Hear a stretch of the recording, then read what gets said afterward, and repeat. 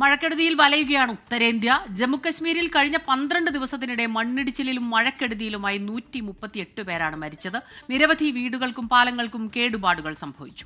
മഴക്കെടുതി ബാധിച്ച പഞ്ചാബിലും ഹിമാചൽ പ്രദേശിലും ദുരിതാശ്വാസ പ്രവർത്തനങ്ങൾ തുടരുകയാണ്.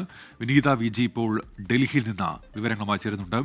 വിനീത, ഗുഡ് മോർണിംഗ്. ഈ ജമ്മുകശ്മീരിലെ നിലവിലെ സ്ഥിതി എന്താണ്? മഴക്കെടുതി രൂക്ഷമാണല്ലോ സംസ്ഥാനത്ത്. ഉത്തരേന്ത്യയിൽ പൊതുവിൽ ഇപ്പോൾ കനത്ത മഴ തന്നെയാണോ വിനീത?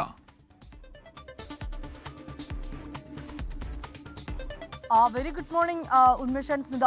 ഉന്മേഷ് സൂചിപ്പിച്ചതുപോലെ തന്നെ ഉത്തരേന്ത്യൻ സംസ്ഥാനങ്ങളിൽ അതിശക്തമായിട്ടുള്ള മഴയ്ക്ക് സാധ്യതയെന്നാണ് കാലാവസ്ഥാ നിരീക്ഷണ കേന്ദ്രം നൽകുന്ന മുന്നറിയിപ്പ്. ഒരുപക്ഷെ ജമ്മു കാശ്മീരിലേക്കൊക്കെ വരുമ്പോൾ ഈ അടുത്ത കാലത്ത് ഇത്രയധികം ശക്തമായിട്ടുള്ള മഴ ജമ്മു കാശ്മീരിൽ ലഭിച്ചിട്ടില്ല എന്നൊക്കെയാണ് വിദഗ്ധർ പറയുന്നത്. അത്രത്തോളം അതിശക്തമായിട്ടുള്ള ഒരു മഴ പെയ്ത്ത്, ഒരു ദുരിത പെയ്ത്ത് തന്നെയാണ് ഈ ഉത്തരേന്ത്യൻ സംസ്ഥാനങ്ങളെ ആകമാനം ബാധിച്ചിരിക്കുന്നത്.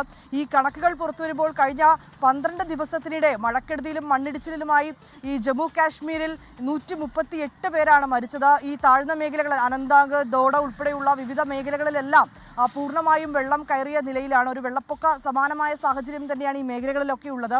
നിരവധി വീടുകളും കെട്ടിടങ്ങളും ഒക്കെ തന്നെ നാശനഷ്ടം സംഭവിച്ചിട്ടുണ്ട്. ഏതാണ്ട് 36ഓളം വീടുകൾക്ക് കേടുപാടുകൾ സംഭവിച്ചു എന്നാണ് ഇതിനോടകം പുറത്തുവരുന്ന കണക്കുകൾ. നിരവധി ആളുകളെ സുരക്ഷിതമായിട്ടുള്ള സ്ഥലങ്ങളിലേക്കൊക്കെ തന്നെ മാറ്റിയിട്ടുണ്ട്. ഇന്നലെ മുഖ്യമന്ത്രിയുടെ നേതൃത്വത്തിൽ സ്ഥിതിഗതികളൊക്കെ വിലയിരുത്തുന്നതിനായി പ്രത്യേക യോഗം ചേർന്നിട്ടുണ്ടായിരുന്നു. ദുരിതാശ്വാസ പ്രവർത്തനങ്ങളും ഒക്കെ വളരെ കൃത്യമായി തന്നെ വിലയിരുത്തുന്നുണ്ട്. ഇന്ന് ജമ്മു കാശ്മീരിലെ വിവിധ ജില്ലകളിലെ വിദ്യാഭ്യാസ സ്ഥാപനങ്ങൾക്കൊക്കെ ഇന്നും അവധി തന്നെയാണ് നൽകിയിരിക്കുന്നത്. പഞ്ചാബിലേക്ക് വരുമ്പോൾ പഞ്ചാബിലും സമാനമായിട്ടുള്ള സ്ഥിതി തന്നെയാണ് തുടരുന്നത്. പഞ്ചാബിലെ 8 ജില്ലകളെ ഈ വെള്ളപ്പൊക്കം ബാധിച്ചു എന്നാണ് പുറത്തുവരുന്ന റിപ്പോർട്ടുകൾ.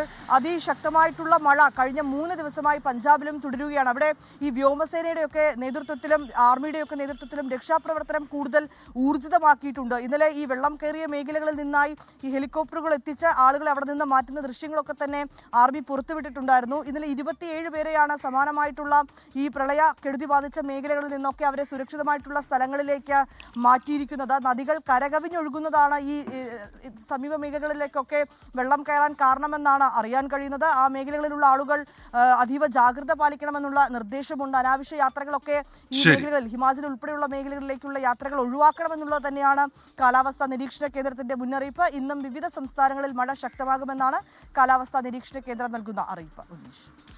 വിനീത VG ആണ് ഡൽഹിയിൽ നിന്ന് വിശദാംശങ്ങൾ നൽകിയത്. ലോകത്തെവിടെയായാലും ഏത് സമയത്തും 24 വാർത്തകളും ഓഗ്മെന്റഡ് റിയാലിറ്റി പാക്കേജുകളും എക്സ്പ്ലെയിനറുകളും വിശദമായി കാണാൻ ഞങ്ങളുടെ യൂട്യൂബ് ചാനൽ നിങ്ങൾക്ക് സബ്സ്ക്രൈബ് ചെയ്യാം.